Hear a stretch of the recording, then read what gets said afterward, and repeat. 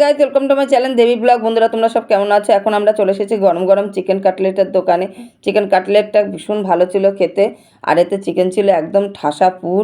আর খেয়ে শেষ করতে না করতে চলে এসেছি এখানে আমরা পটেটো স্প্রিং রোলের কাছে। একটা আলু দিয়ে কত সুন্দর করে দেখো কাঠি গুঁজে কত সুন্দরভাবে স্প্রিং রোলটাকে তৈরি করে নিচ্ছে দাদাভাই। তারপরে বিভিন্ন রকম মশলা দিয়ে এটাকে ভাজা হবে ছাকা তেলে। আর এটা দাদাভাই ভাজা শুরু করে দিয়েছে, একদম কড়কড়া করে ভাজছে। আর এটা ভেজে নেওয়া হয়ে গেলেই সুন্দর করে সাজানো শুরু করে দেবে। এটা পটেটো স্প্রিং রোল। আমি তো এই মেলায় এসে প্রথমবার ট্রাই করছি, আগে কোনোদিনও খাইনি। খেয়ে বলবো তোমাদের কেমন হয়েছিল খেতে।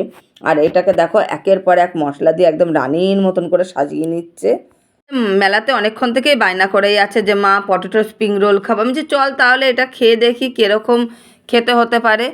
আর এইটা আমরা এখন গরম গরম পটেটো স্প্রিং রোল আমাদের জন্য একদম পুরো সেজে গুজে রেডি হয়ে এসেছে। দাদাভাই এখনই আমাদের হাতে তুলে দেবে। আর এইটা তো এত বড় যে আমার ছেলে হাতে ধরে নিতেই পারছে না। এই দেখো বন্ধুরা কতটা বড়। আর এখানে খেয়ে দেখলাম সামান্য একটুখানি তিতকুটি লাগলো। পটেটো স্প্রিং রোলটা খেয়ে আমার মুখটা নষ্ট হয়ে গেছিলো, তাই আমি চলে এসেছি ফালুদা খেতে। ফালুদা আমার এমনিও ভীষণ ভালো লাগে।